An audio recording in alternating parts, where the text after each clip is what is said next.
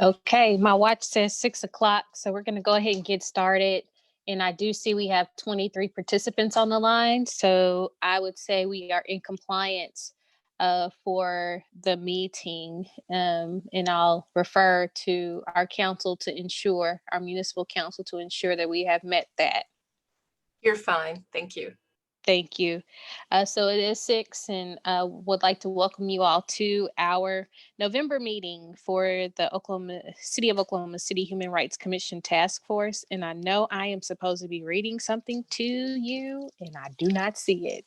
Ooh, so I will look for it, and I will get it to you in a second. Oh, because you know the spiel, I have to read it if we cut off and all of that stuff. So I'm going to look for that. But while I look for that, I'm going to allow our welcome to take place. Item number 2 on the agenda from our co-chair.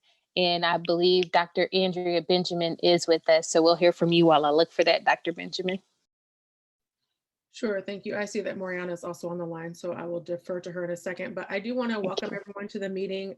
We appreciate your patience. I know last month's meeting was canceled as we all dealt with sort of internet and electricity access. But I'm excited because I know that each of the working groups have been working really hard. And so I'm really excited to hear reports out of those groups.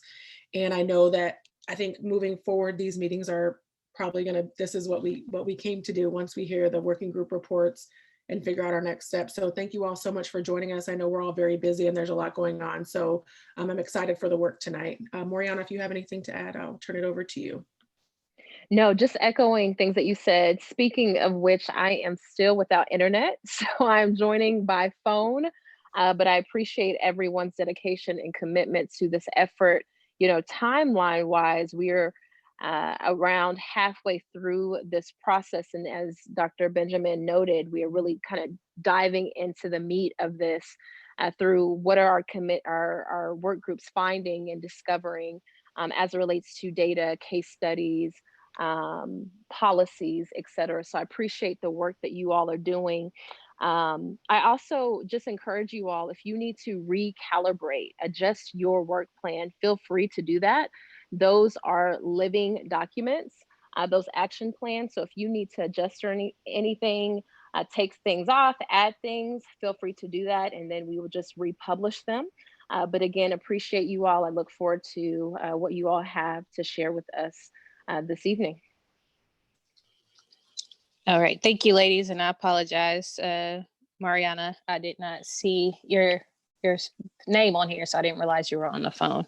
I do want to just have a few announcements regarding this teleconference meeting. If the video conference is disconnected at any time during the meeting shall be stopped and reconvened once the audio and video connection is restored. So if communications are unable to be restored within 15 minutes, items remaining for consideration will be placed on our special meeting agenda for January at 6 via video conference, and the agenda and documents are located on okc.gov. So anyone wishing to speak about an agenda item, you may text 405-757-4429. Please provide your name, your phone number, the item number, and the reason you wish to comment. And speakers will be allowed 2 minutes to comment. And we do ask that all participants keep your phones on mute or your screen on mute until you are recognized to speak. And we also encourage you to use the hand raise feature that is located within Zoom, and you will be allowed to ask questions and comment in any time during the meeting. So again, we have called the meeting to order, and we will move to the next item on the agenda, and that is item number 3, and that will be our Oklahoma City Human Rights Ordinances, current and repealed and former, from Ms. Rita Douglas Talley. Good evening. I want to quickly go through this. You've seen the ordinances, but I want to give you a little background about them. If you have any questions, please feel free to email Jared and myself. The email information is on the front of your agenda. So I'd like to give you first a brief overview of the 1988 ordinance. then the 1996 ordinance, and then the current one. The Oklahoma City Council enacted an ordinance on March 16th, 1988, and that ordinance provided for the size, composition, and compensation of a Human Rights Commission.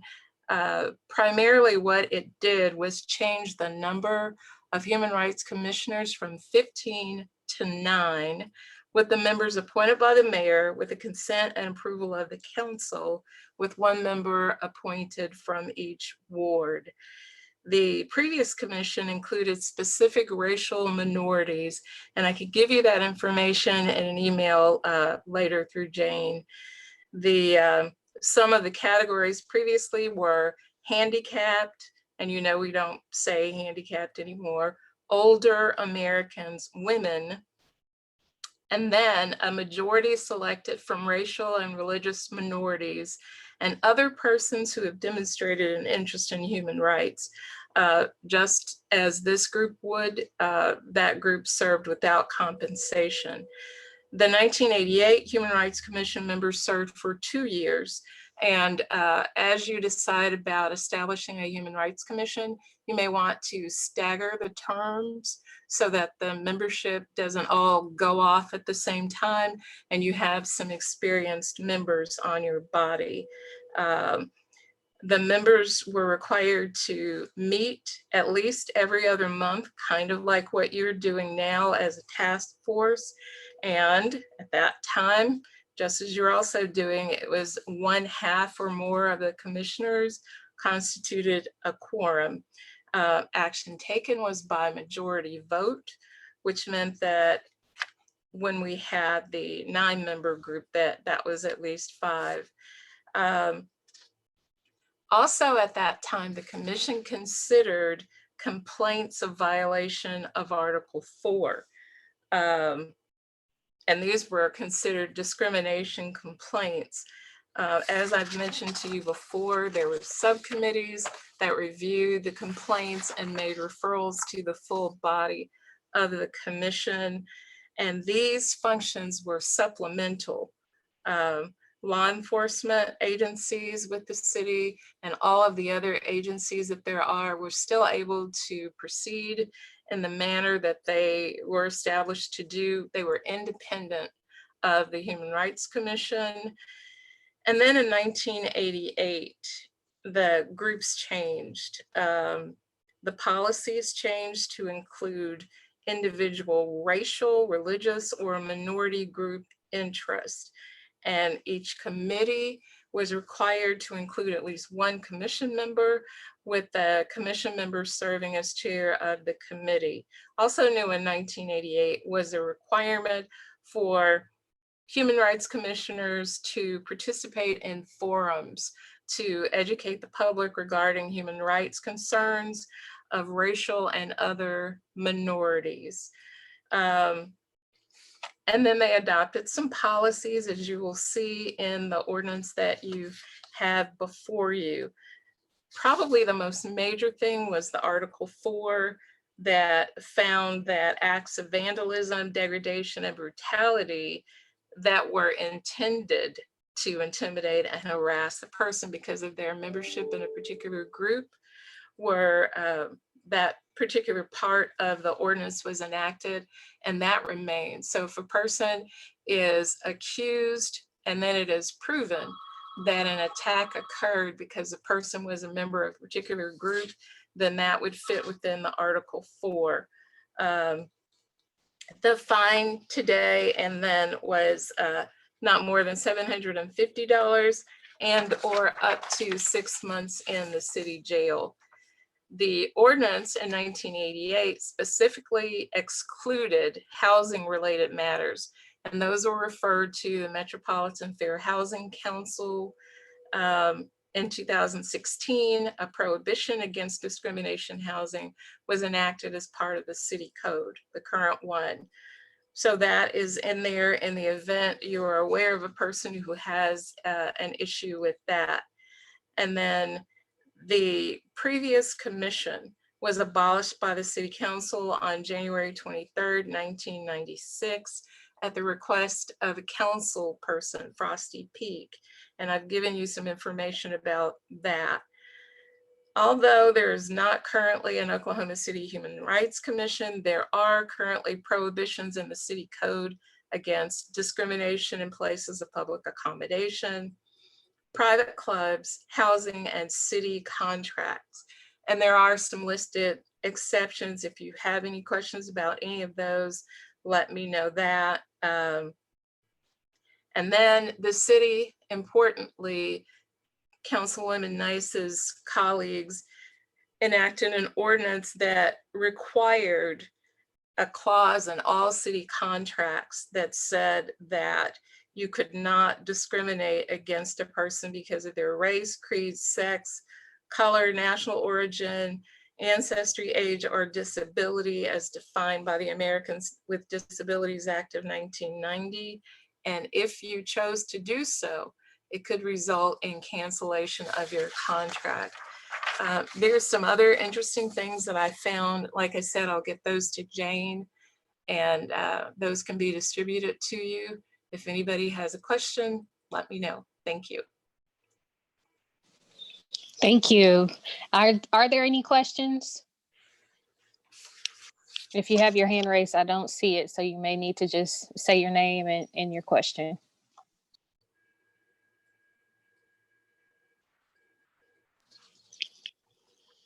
Well, I will say you did a great job, Ms. Talley. Thank you. Thank you very much. Okay. Did someone have a question? Okay. We'll move on to the, yes. I'm sorry, this is Sharita. I'm watching the hands raised, so I will let you know if anyone raises. I can see everybody. Thank you, ma'am. All right, we'll move on to the next item on the agenda. And I think this is what we've all been waiting to hear. And this is our working group reports. So the first one is case study research on, case study research on HRCs. And this is going to be presented by our committee co-chairs as well. But before we move into that first item, I do want to encourage everyone to please, if you are on any of these working groups, we need you. We need your participation. I know the particular group that I serve on, there were only 4 of us on the call last week. So that's not enough as far as input that we want, as we made sure that this group was very broad in order for us to make sure we're incorporating every type of decision or group, or not leaving anything out when it comes to these conversations. So it's a little disadvantage when we don't have everyone's participation. I understand some of us just may not have that time commitment, but if you can, please, we do again need your input to be a part of these different working groups that we have. So we'll start with the first one, which is case study. I'll give that report for our working group, and Ayana, you can chime in as well if you think of things that we need to add. We've submitted a memo that updates you on our work. We have 10 members of the task force on our work group, and we are conducting research on 15 cities. This list of cities was provided to us by our co-chairs as ones that are of particular interest to our work, either because of the size of the city, the kind of city governance involved, or some other feature that just made it worthwhile for us to know the structure and history of the Human Rights Commission or the Human Rights Department, whichever one is applicable. We have about 10 of those done and submitted, and the others are assigned and should be done within the next couple of weeks. We have submitted in our report a link to the table of those cities, and that you might find that a very good resource because it has links to all the municipal ordinances and websites for the 15 cities that we are researching. We have created a Google Doc to put all of this information into a consistent format. And Dr. Benjamin has been extremely helpful to us in creating this document. And each of us assigned to cities uses this format, submits the information, and ultimately a resource will be created for all of us to use. And it will be a Google Doc that you can look up either the information for individual cities, or you can create certain composite information. For instance, if you want to look simply at the size of human rights commissions across this group of cities, you can pull out that information, or the terms, or the particular protected categories. So we're hoping that the document provides you all with a real useful resource. And the final format of the research will be decided with consultation with our 3 co-chairs. I'm not sure exactly what will be provided to the task force, but once we get all the basic research is done, then the next step would be to determine just what kind of product, literally a product, either digital or in paper, that we provide to the task force. So I want to thank all of our working group members, and especially Dr. Benjamin, who's been so helpful to us in getting organized and finding a way to collect all the information in a way that's useful. I'll just jump in. Thank you, Valerie. And I appreciate your leadership on this. And thank you to all the working group members who've already submitted. You know, from our perspective, what we hope is that the documents that we provide, as Valerie mentioned, that we can sort of offer an overview, but that for each city, you'll get a sense of what they do. And one of the questions that we added at the very end of our form was, what's unique about this city's HRC? And so we do hope that that's useful, but we have tried to, looking through it, people have provided links. And so you'll be able to see some cities are very diligent, and so they issue yearly reports. We want you to look at them. I don't know that we're going to create a 500-page, you know, PDF of those things, but that you can look at them. And I will say one thing that I thought was useful is we did pick cities that don't have HRCs, much like our own.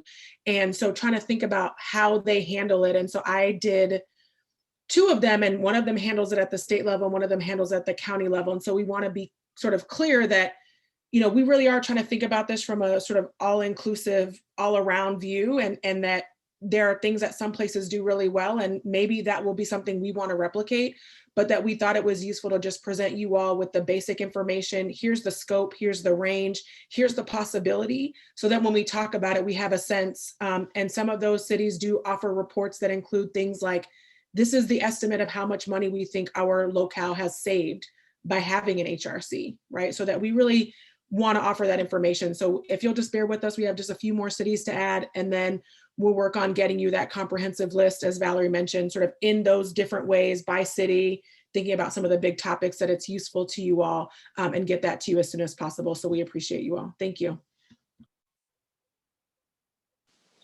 Are there any questions pertaining to the case study committee? I'll ask one. I'm just curious, with you all, as far as the cities are concerned, which one thus far has surprised you as far as what they do in comparison to what we're looking at right now? One observation I've had is that some cities who have the most robust Human Rights Commission activity have actually incorporated the commission as a department of the city. It's a department of the city with an executive director, staffing, a regular budget. One that comes to mind is, let's see, Louisville, Kentucky has an extremely well-developed Human Rights Commission website with all kinds of resources on it and all kinds of reports, data, information. It was really impressive. On the other hand, you know, to contrast, Richmond, Virginia has the most minimalist Human Rights Commission that I've seen so far in doing my research. They're advisory only. to the city council and have a very limited presence on the website of the city. There's some information, yes, and there's some minimal information that you can glean from how they function, but it's contrasted greatly with others that are clearly have given a commitment to the Human Rights Commission work. So hopefully, we will have a resource that you can find the 2 or 3 out of here that are quite well developed and see how they're structured and what their history has been. We can also follow up with contacts. This resource will give you contact information for the city's commission or department, and we can have conversations with them, the ones that we want to really dive into. Sure. Thank you, Valerie. And thank you, Councilmember Nice, for the question. I think for me, the things that stand out is, to Valerie's point, sort of those HRCs that have a department tied to them. Many of them have been successful at getting grant money. And so I know when we think about, okay, who's going to pay for this? I know that's a question in the back of everyone's mind, but several of the departments, because they have staff associated with them, which is in contrast to a full volunteer HRC, they have been able to seek out grants, which then it's not asking the taxpayers or the community or the city to pay for any of it, because they have been successful at doing that. And so whether or not we think that's something that might be in the future. And then I think I mentioned, so I did some of the cities that don't have them. And so Indianapolis stands out as an example where they do it at the state level. And part of their yearly reports for 2019 or 2018, they estimated that they've saved $500,000 through their HRC statewide department. And that because of different agreements that they have with HUD and Equal Opportunity, they've also saved money. And so I think that those are really important benchmarks to figure out, okay, so because you have the HRC, you've saved taxpayers X amount of dollars. And of course, the state level is different than the city level, but I think that those things are important.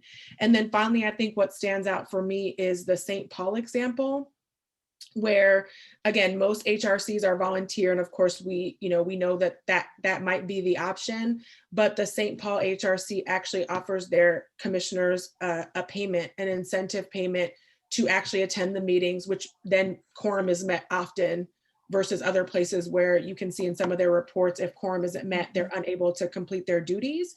And so that's just a way. And I don't remember them saying, they have a department, so it might have been, again, funded that way. But something, again, we might think about is, what is there grant opportunities that we could put in for that would offer that incentive, not because we don't think that the community wants to volunteer and give back, but that sometimes there are just incentives that are needed to make sure that people show up where they need to be at the right time. So those are just the things that stand out to me. And I would offer to our group, if anyone has anything else that they want to add at this time, I would recommend that you do that, or encourage you to do that if you feel comfortable. Thank you. David Hull has his hand raised. So I was wondering, and I know that you guys are still in the middle of compiling this, but just as you've seen thus far, have you seen sort of a quote unquote high number and low number for how many members have been a part of the HRC, both if it had employees and then if there is one without employees? I don't know if I can tell you the high and low number, but that's exactly the kind of information you can pull out of this report. Interestingly, some of them, like Louisville, actually functions with 2 separate boards. One is an advocacy board and one is an enforcement board. And together that's 17 people. That's sort of, I think, on the high end. We are seeing a lot of 9-member councils. Andrea and other members of our group, you might give some perspective on that yourself. Yeah, Larry. Yeah, I know that I looked at Austin, and what they do is they appoint according to the council members. So however many council members they have, including the mayor, It's however many that's on the HRC. And that council member is the one who appoints. So each council member can appoint one person. So that's how they do it. I think one of the other things, to go back to the other question of, in other important things that you've seen, Austin, while they didn't have a budget, they were able to make resolutions. They worked on budgets for other departments, and they were able to make those resolutions and proposals to the city about what they need to do with the city money as it pertains to justice and advocacy. Also, I think one of the things that's interesting about Austin is initially we thought that it was a strong mayoral system. It's actually a weak mayoral system, but there have things on the docket coming up that they're about to vote to try to make it a strong mayoral system. So we don't know what it's going to look like, in the coming years, but it'll be interesting to keep following them to see what happens. Thank you. And then I do have another question. So with the resolution process, I know that there's probably a million different types, but just in general, I know our group has been very curious about how an actual resolution would take place. So if anyone could provide any insight on that, that'd be helpful.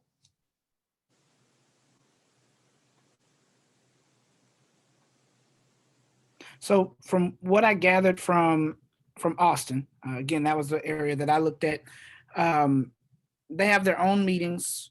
They can draft a resolution. Sometimes the resolution is just simply just a statement of what they would like to happen. And they have to send it back to the city council. City council can or cannot take their recommendation or the resolution. When it comes to the budget, those resolutions look more like recommendations for how to utilize funds. They also have a bit of judicial powers. So if something happens within the city that falls within their jurisdiction, I also looked at the state.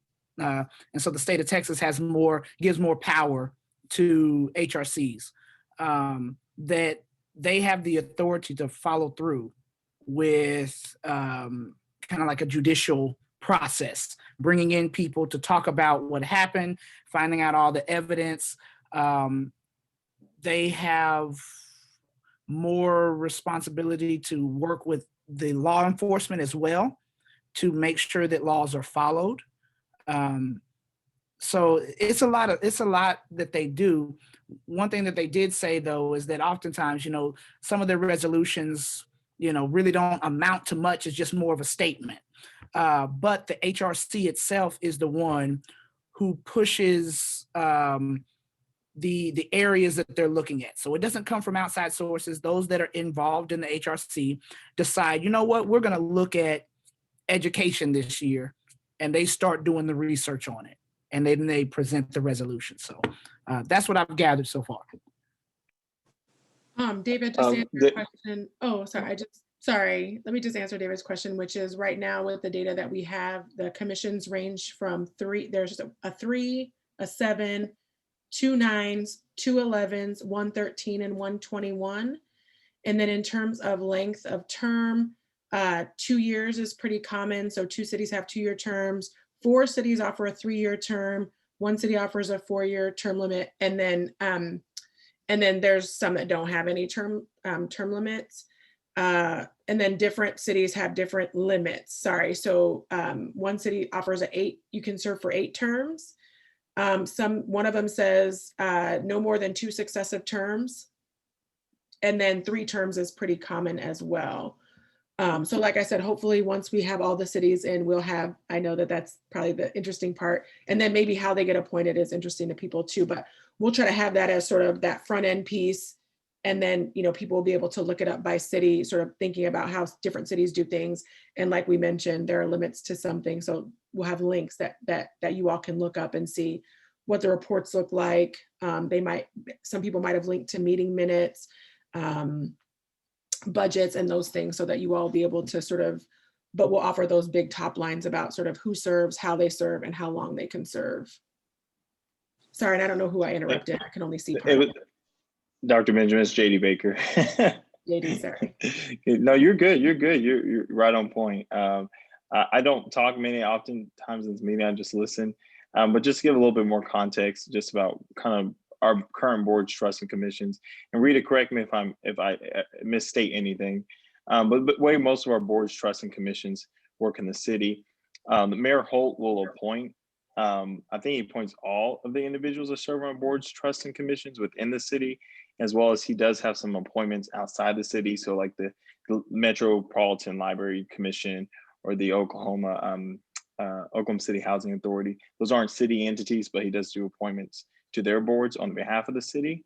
But all those appointments are subjected to approval by the council. So if you see on the council agenda, typically those names, it says, mayor, it's under the agenda of the mayor. And so typically it's, I'm going to appoint, Dr. Andrew Benjamin to the library, or, to this commission or this board or trust or commission.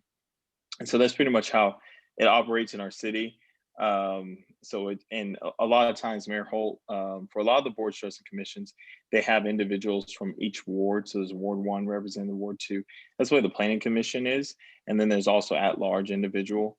And so typically Mayor Holt will take suggestions from those wards, from the council members of each of those wards. So he's always open to their suggestions like, hey, this person is active on this particular issue, whether it's traffic commission or maps or whatever, and they'll say, I recommend this person on my ward. Mayor Holt will have a conversation with the person and then typically appoint that person if they're interested. So that's kind of how it goes. As far as resolutions as well, a lot of our boards, trusts, and commissions, how it operates is when it comes to certain items, depending on the department, city department they work with, it has to be approved by them first. So whether it's the traffic commission, whether it's the planning commission, whether it's the utilities trust, all these things, well, trusts are a little bit different, but typically those things go to them first and they'll vet it. They'll look at these issues and they'll really work with city staff to get the right policy. And then from there, it'll go over to the city council, up to the city council for final approval. So many of the items that you see at council meetings have already been vetted and considered by another independent body, another public body within the city before it gets to the city council. And I'll ask for our actual municipal council to speak to that. Thank you for that explanation, JD. But we'll ask for our actual municipal council to speak to that, because I do realize and understand that even with some of our boards, commissions, and trusts, that even if there is someone represented from a ward, there are some that do not have board representation. It may be council representation and others that may be appointed by the mayor. JD's description was accurate. I'm sorry that I haven't undone my camera. It's technical difficulties. Anyway, also some of the city's boards and commissions have people who are members because of their expertise in a particular area. For example, the Historic Preservation Commission might have somebody that's an architect or an engineer or live in a particular area. So if you were interested in doing something like that, that could also work. But keep in mind that everything you do is a recommendation. You should support your recommendation with the information that you're doing right now. And then, of course, it is presented to the mayor and then approved, if they choose to do so, by the council as well. Thank you. Are there any other questions?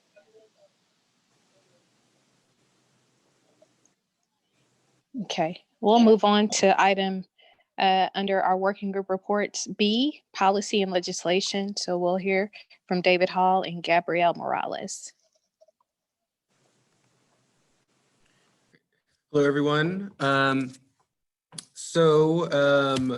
Just to start with us, what we're doing right now is we spent our first initial part really just kind of laying out how we're gonna, get from point A to point B. And with that, we are fairly set, obviously, with some changes with the ice storm and power outages and everything. That said, a lot of what we're going to do will be based on how quickly we can make decisions on things. So, just want to make sure that for everyone that we're just clear on that as we go to attend our committee meetings, the more that we can be involved there. So, we're not necessarily having to learn whenever we get to the full group, and then we can be able to have more of that time on those contentious issues. Just like I said, so that way we can speed up, because our goal as policy and legislation is that as we work together, we can make sure that everyone is informed on what recommendation will be provided to the council as much as we can, and try to limit the amount of any editing that will take place prior to then as much as we can. But again, we can only do that based on how fast we as a task force move. With that, we will be building all of this in pieces. So for most of us, we've probably seen things where things weren't presented to folks as far as, a quote unquote bill. Things weren't presented to folks until it was actually finished. We're not going to be able to do it that way if we want to do it the right way. We're going to be doing some plugging and chugging. So for instance, whenever it comes to terms, duties, membership, etc., there are things that we can do where we can have everything ready and then we can just plug in a number. So again, that'll just come up to, whenever we have these decisions. And then with that, things like duties, obviously that could be a lot or a little. And because of that, and us waiting for the fact finding and all, and obviously all of us needing to discuss, that is something that will probably be one of the last things that we have, officially done, if you will.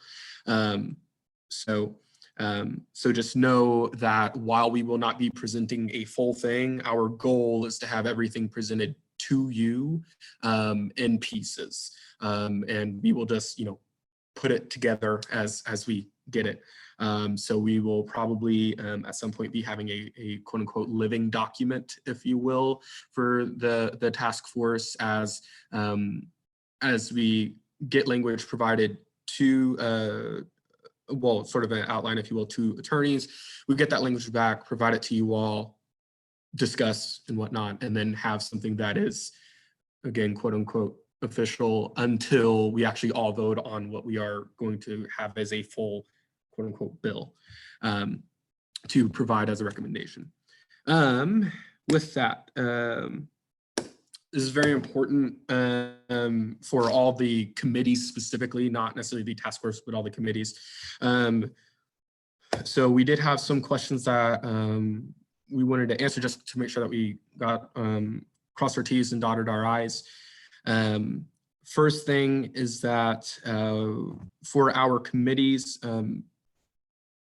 while we're not necessarily subject to the Open Records Act as a committee, and Maria, correct me if I say anything wrong for this, for committees, although we're not necessarily outright subject to the Open Records Act, we should still act as if we are. So, record meetings if you can, make sure that you keep stuff documented.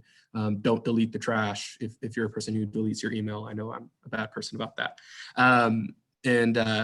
And just make sure that, basically if someone ever requests something, we can provide every single thing that we can to, provide for their request. So just want to make sure that that is said to everyone about that. And I hear Rita unmuted, so feel free to fill in anything. Yep, you're correct. Okay. There's nothing to add at all. Okay, good. Okay, so other than that, I have two updates. I won't necessarily say that they're big, but one of them is, and actually we were thinking in the same lens for that advocacy group for those who we cannot provide an enforcement due to legal constraints.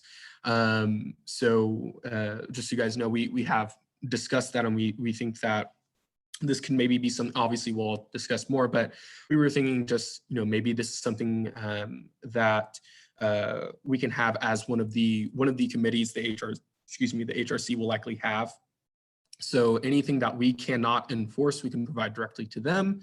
And then they can work in sort of a quote unquote social worker way. Sort of treating it like it's a referral, if you will, and then just working with them to the best of their ability with whatever power they are able to use. Outside of that, and I just want to make sure it's okay. Am I able to, Councilwoman Nice, am I able to go ahead and present my screen to show the protected classes and stuff?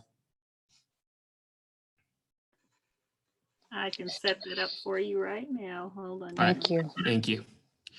So what I'm about to show you all, and I can have it up so you guys can see it, and then I can also make sure it's sent out if you would like to review it. But what I will be doing is providing you the list of protected classes and what we're calling domains of rights right now. So the protected classes are those that are, these sort of demographics that no matter what, that, by being, by the color of your skin, by the language that you speak, by the orientation that you have, any, just as examples, that cannot be the reason that you are discriminated against, as obviously as far as it relates to employment. So that's protected classes. The domains of rights are more of those things that, we believe that are things that you should have a right to just simply as being a human being. So some of them are a little bit more obvious, like, not being enslaved. Some of them are a little bit more abstract, such as liberty. So, and again, we know that these are not all things that are going to be able to get in, but just from our standpoint as, the big picture, what we would like to see, that's what we will have. Just share your screen now. Just let's pause after you share it to make sure the interpreters are still visible. Okay. Thanks. Let's see.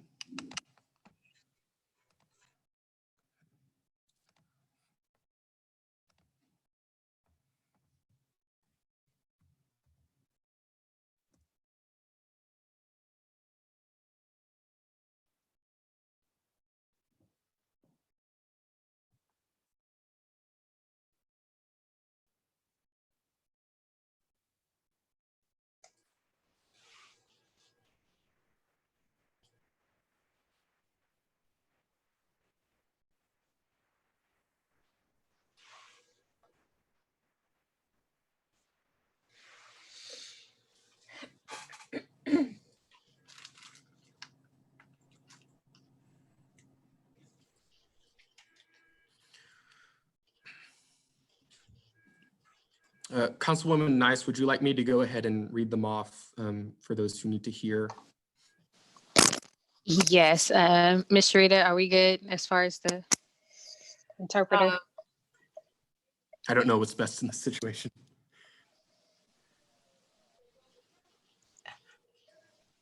Did you say Sharita or did you say me?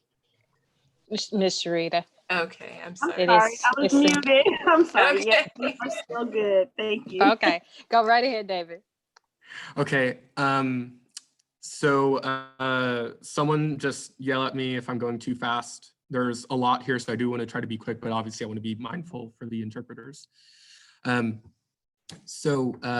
thing I just want to say for those who don't know about the difference, actual, perceived actual is, you are discriminating against someone because they are actually Black versus you're discriminating against someone because you think that they're Black, right? So that's why that's there. So just as an example. So here are all of them. And again, I'm reading all of them just for those who need to hear this.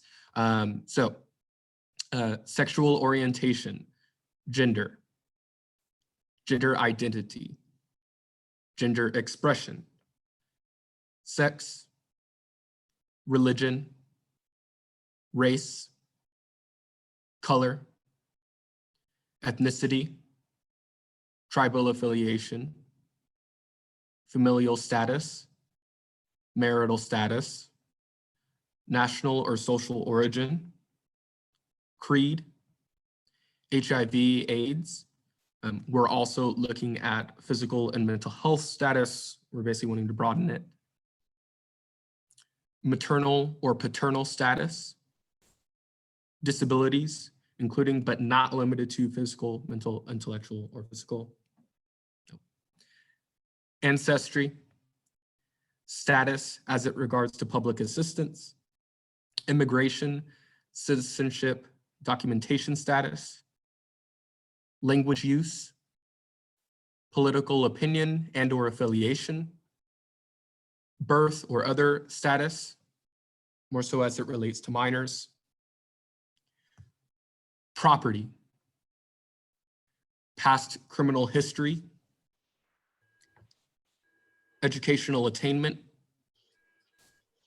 housing status, trauma, financial or credit status, genetic information, political, jurisdictional, international status of the country or territory to which a person belongs, whether it be independent, trust, non-self-governing, or under any other limitation of sovereignty.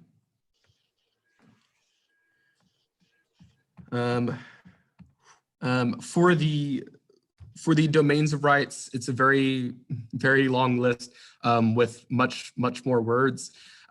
So I'm going to ask someone who's more experienced on me as far as if I should read this or, yeah.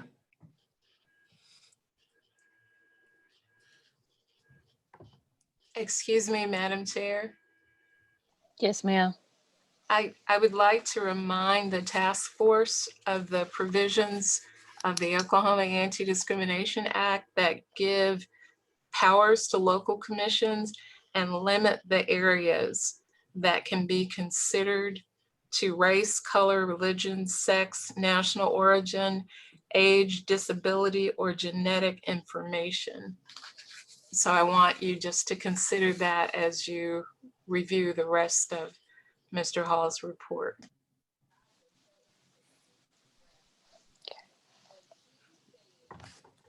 Thank you. And David, I'll say we'll go ahead and we'll just kind of keep this because this is still a working document for us as far as our group is concerned, and we can come back to and revisit monthly, especially hearing what Ms. Rita just explained to us as well. I think other than that, I think that covers everything. So those who have feedback on that, please email me. And again, I will go ahead and make sure that is shared out. I thought it would be shared out, so that's just why you guys don't have access yet. So so it will be, and you guys can review that, but just email me as soon as you can if you do have any feedback for that. All right, thank you so much. Are there any questions after hearing that presentation? Okay, thank you. Policy and legislation, and obviously that speaks to a lot more work that's left to be done when it comes to policy. As we just heard, there are some things that we'll have to work through with policy and legislation pertaining to Oklahoma statutes and to mimic even some of the case study cities that we heard from as well earlier. We'll go to item C, which is status of human rights in the city, which is data collection and analysis, and Dr. Marcia Heron will be presenting. Good evening, everyone. So we started in our work group with a question And the first question was, what are human rights as as we want to define them or as they've been previously defined? And then the follow-up question was, how are those rights violated? So what we decided to do was look at the Tulsa equality indicators. And there are 6 indicators, including economic opportunities, which looks at business development, employment, and income. Then education, which looks at impediments to learning, quality and opportunity for learning, student achievement, and then housing, home ownership, homelessness and tenant stability, justice, what do arrests look like, law enforcement, safety and violence, public health, which is health access and well-being, and then services, which are resources, political empowerment, and transportation. Under each one of these, there are several different aspects of kinds of data that we can locate. And so we use their framework, but we took all kinds of information from the Oklahoma City area. And then at some points, there was some state information because we just didn't have it available for the city. We have about 8 members of our group. And unfortunately, we have been plagued by a lot of different things, including a leadership change, ice storm, power outages, internet outages, lots of different things. And so as we're looking at the completion of this work group, we have about 4 indicators that have the data present, and then we're still working on the other 2, which have already been assigned, and we'll follow up and see what those need to look like. I believe that at this juncture, we may need to narrow the scope of our work to really just hone in on those things that impact human rights as we have kind of looked at them, and then which kind of bleed into other rights, right? So it's really difficult to just keep them at human rights versus civil rights and then other rights that may be guaranteed to us under law. So our work is a work in progress still. My apologies for not having a lengthier report, but I'm doing good to be here because our district is like all kind of crazy right now. So moving back and forth, but that is what the crux of our work looks like. And that is the end of our report, unless Toon or Mariana, if you all want to join in.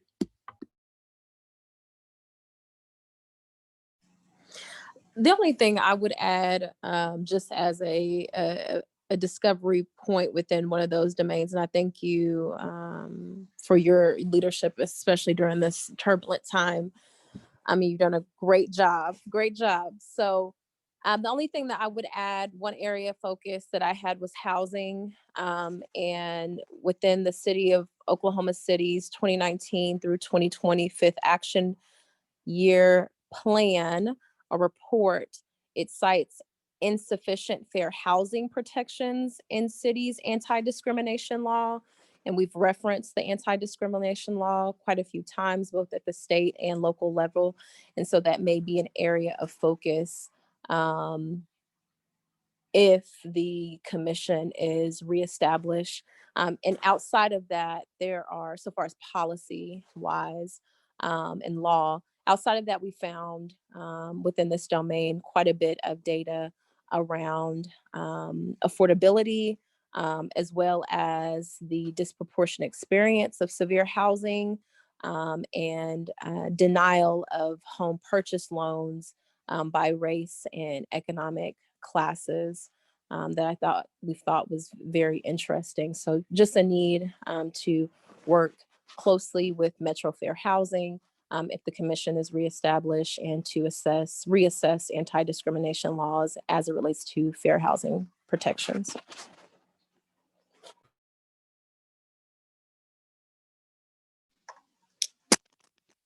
Soon, did you want to add to that group?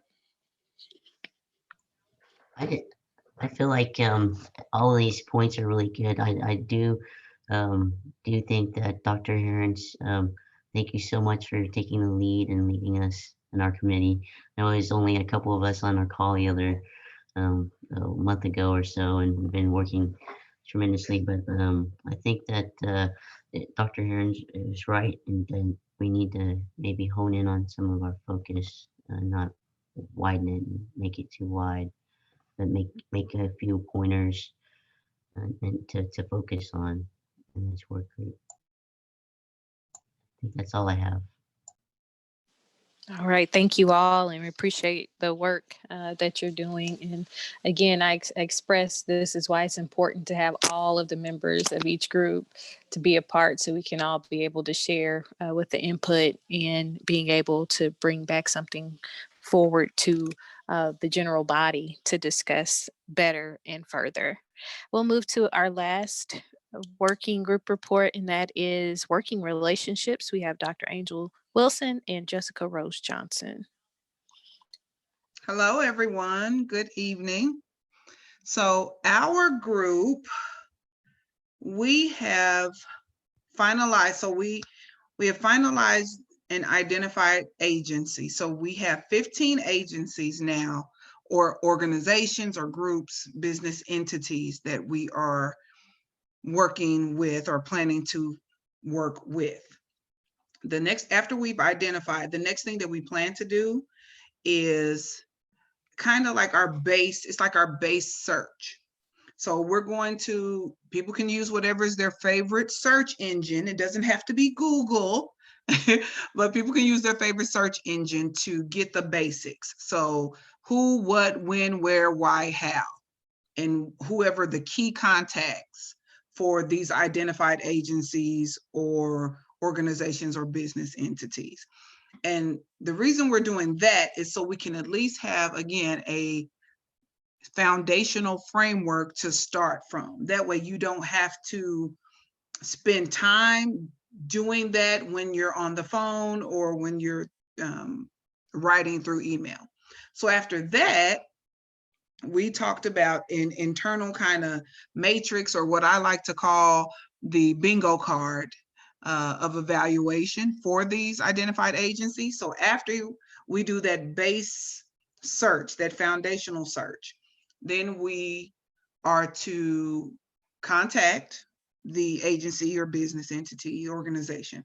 And we have a script. We've developed a script so we can all say the same thing, be on the same page, and it's not too lengthy. So there are 8 questions on the script. Just a little bit of an intro, just like literally a paragraph of an intro, and then 8 questions. And we are to report out after that. Each member in our group is supposed to kind of tag on our Google Drive, our Google Doc, which business entities or agencies that they want to reach out to.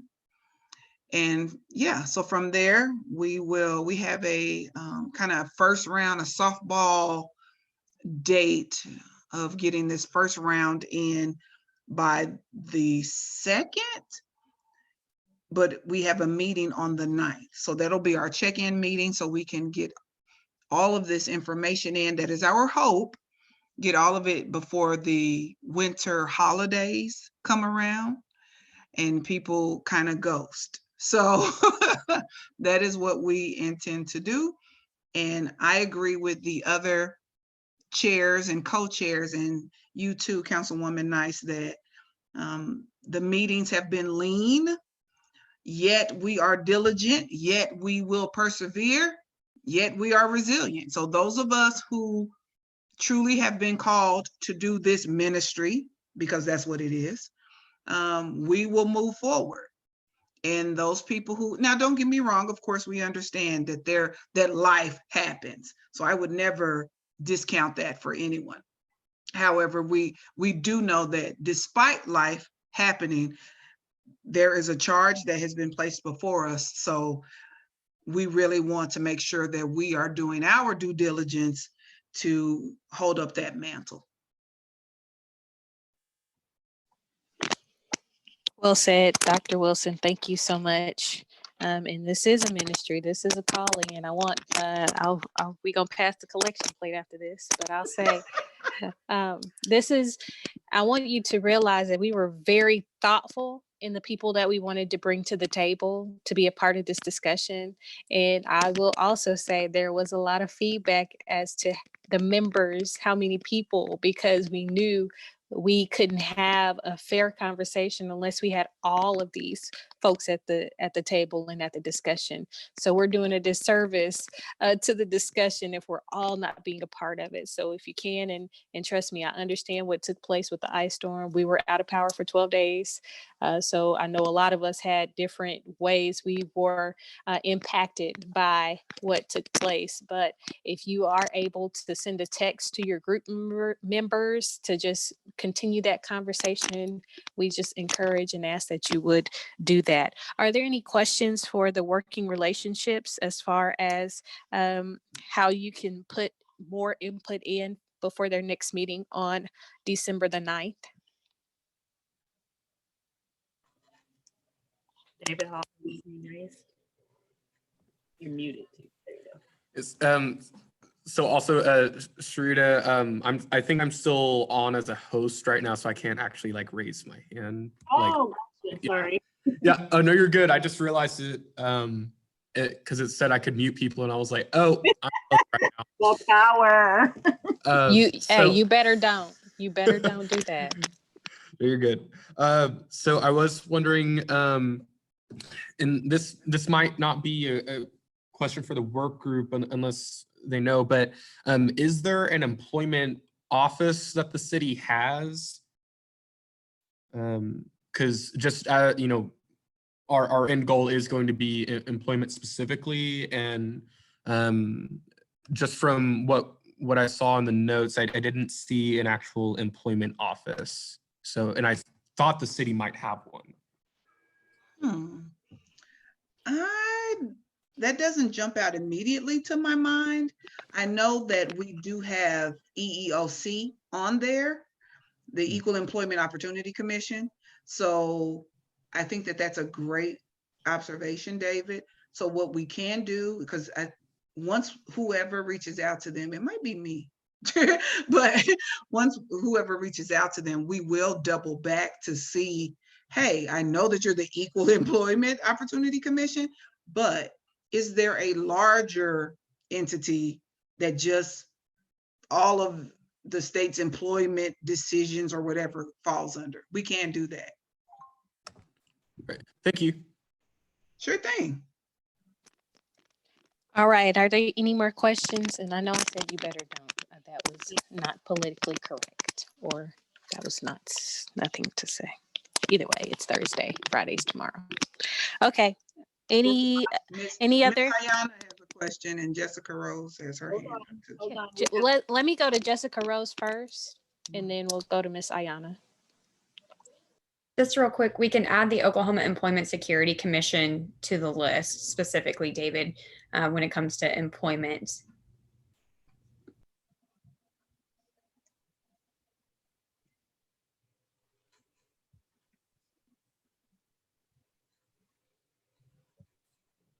Miss Ayana?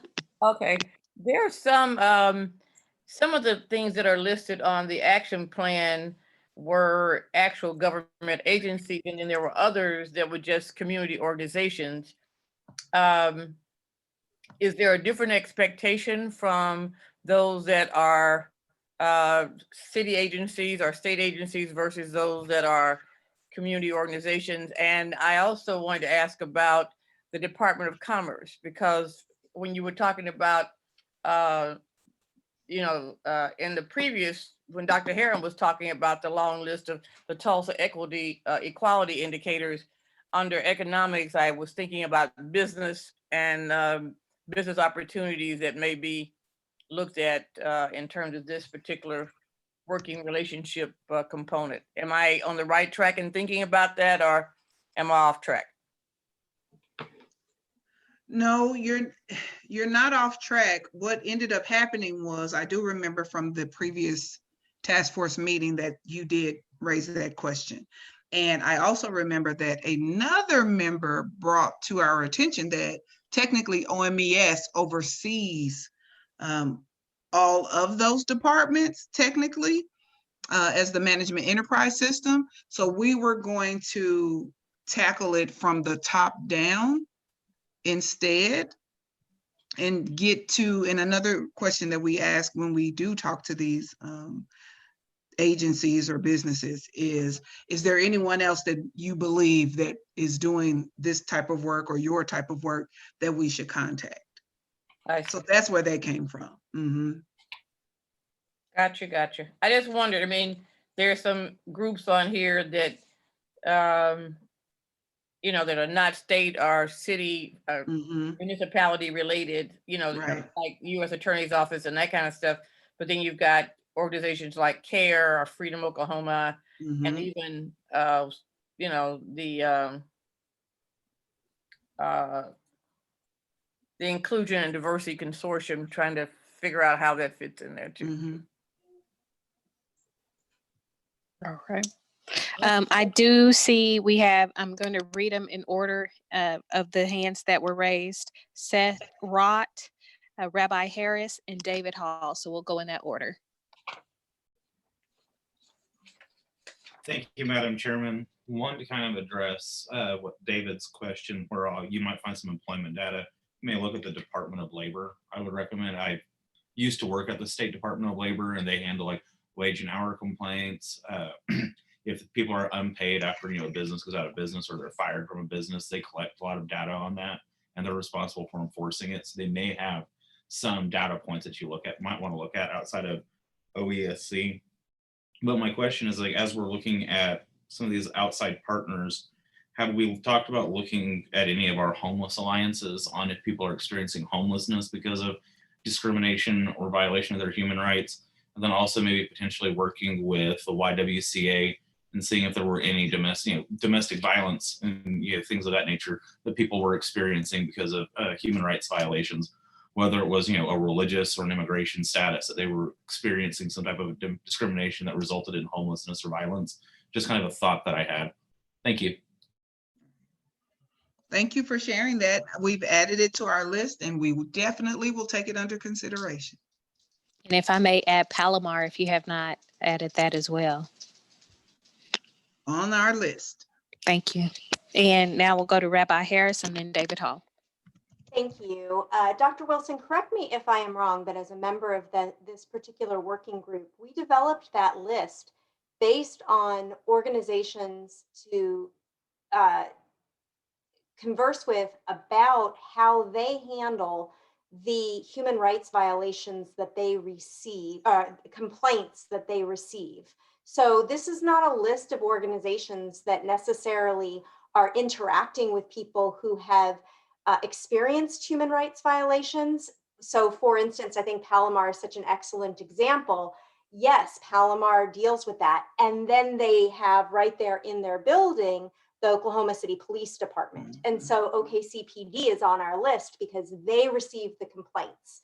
NAACP, Freedom Oklahoma, these are organizations that are not necessarily doing direct service for the healing of those who have had those violations take place, but where we can learn from them how many, one of our tasks is what's the number of human rights violations that are being reported in the Oklahoma City area. So these are the organizations that will help us to get to that. And that's how that list was developed. So some of the things that were mentioned, while fabulous, weren't what our goal was in pulling out these organizations. Very nicely said. Thank you, Rabbi. Thank you for letting us know that. We'll end with David Hall if there are no other questions. I was wondering with that too, because I just didn't know how far y'all had gotten yet with the questions. Have y'all had an opportunity to discuss with the Attorney General's office yet about these questions? I'm just interested in, just because the previous ordinance had us working a lot with the AG. So we're just kind of trying to figure out at what point we need to and best practices for it too. No, not as of this meeting. Hopefully we will have more to share by after our meeting on the 9th. Okay, thank you. Yeah. Thank you, Dr. Wilson. We appreciate that. Sure thing. Okay, that moves us to our next item on the agenda, which is members to be heard. So if there are any members that would like to speak, please raise your hand, or if you'd like to unmute, please do so.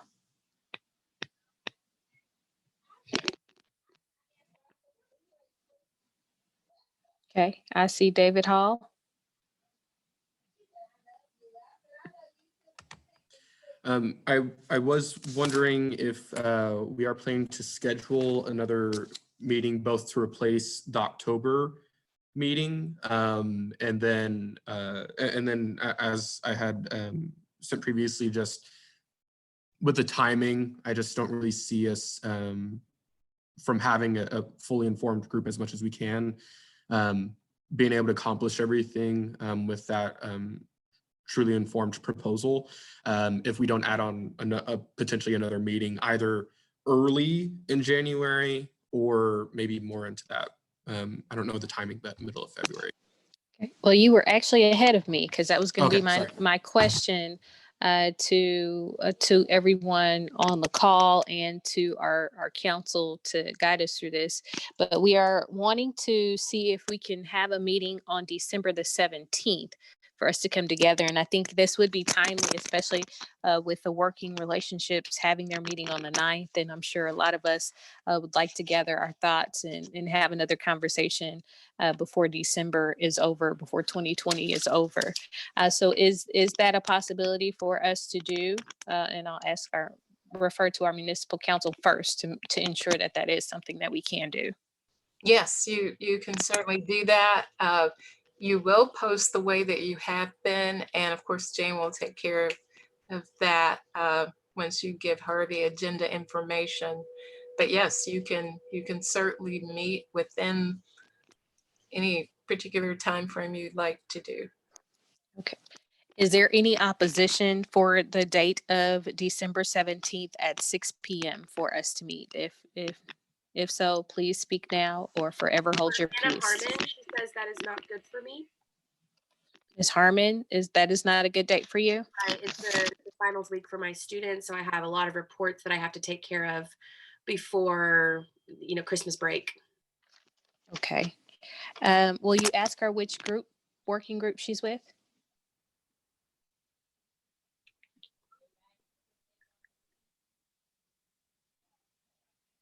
She's in Dr. Wilson and I's. Thank you. She didn't respond. Okay. If she's okay, maybe we can excuse her for that if you all are able to all meet before then. Because I know you're all.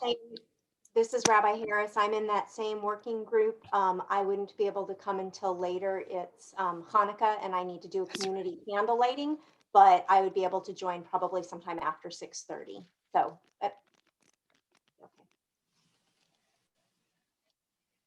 Okay. Well, what we'll do right now, we'll tentatively just say that date. And if we need to move it around or look at it, maybe we can send out a doodle poll to see if there's another date that works for everyone, for you all. So we'll look at that. And if we'll tentatively now say December 17th, and the co-chairs will get together and see if we can do a doodle poll. And Dr. Benjamin and Mariana, is that okay with you ladies if we work through that? Yes. That sounds good. Yes. Yep. Okay. I see Mr. Hall. I was also wondering with that, if we were planning to go ahead and move forward with that ad hoc group, just since we do have some time left today, if we wanted to try to do that, or if we wanted to wait till that December meeting. Well, I see with the working relationships group, is that what you're talking about, our groups, particular groups? Is that what you're referring to? The ad hoc? No, the ad hoc that would work on the resolution language. Oh, okay. Yeah. Well, So yeah, what I we didn't can know. do. Go ahead. Sorry. I just didn't know if we wanted to wait till December or if we wanted to get it started on that now, since it doesn't necessarily require that we have, everything ready to start it. What we'll do is we'll send out we may send one email out with both conversations for those who want to participate in that, in particular, the ad hoc group, and also with the doodle poll to see which day may work better for our December meeting. So we'll just do that in one email and we'll work from there. So I don't think that would be a problem for anyone, but we'll make sure that all members have a choice in that. Okay. Thank you. Thank you. All right. That leads to, are there any other members that need to be heard? We'd love to hear from you. Okay. If not, we'll move to the next item on the agenda, which is public comment. Do we have any public that has signed up to speak? I've not received anything. I don't know if you received anything, Sharita. No, I've not received anything, and I do not have any public attendees on the call. Okay. Okay, well, we appreciate you ladies for that. So with that, Arnold has a comment. yes. Because of COVID,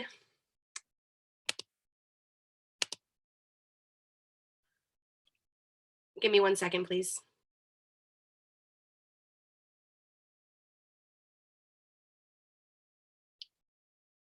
I feel like because of what happened, what can we consider the people in the VA not like related with human rights? There was an experience that happened with me personally.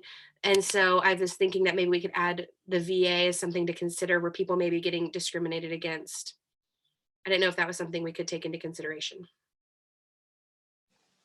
I'd say absolutely. And I would refer to the groups that will be working through those conversations to possibly add that subject to conversations as well.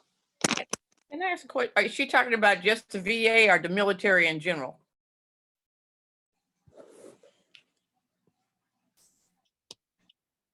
The VA. Okay. Just veterans specifically. Okay. Yeah, like older veterans in the VA hospitals. Okay. Thank Yes, you. tell her. Thank you for clarifying that. Thank you for that feedback. We appreciate that. I have a hand raised for Bruce Alexander. Hi, I'm technically a public person because I'm not actually on the task force, but I just wanted to make the statement that I'm really happy to be any part of this whatsoever, but I just want to, David and I have kind of talked about trying to streamline this as much as possible to really focus on being able to actively serve the issue of human rights and keeping that in mind. It seems like this could very easily be turned into a bureaucratic situation where we kind of get wrapped up in red tape. And I would really like to see a very effective entity created from this. And like the idea of it is just really hopeful to me. And whatever we can do to see that actually come to fruition, I would really like to see that happen. And whatever I can do to help make that happen, I'm 100% committed to, whatever needs to be done. So that is all from me. Okay, thank you, Mr. Alexander. Ms. Rita. One of the things I wanted to point out was A2 of the document you have on your powers.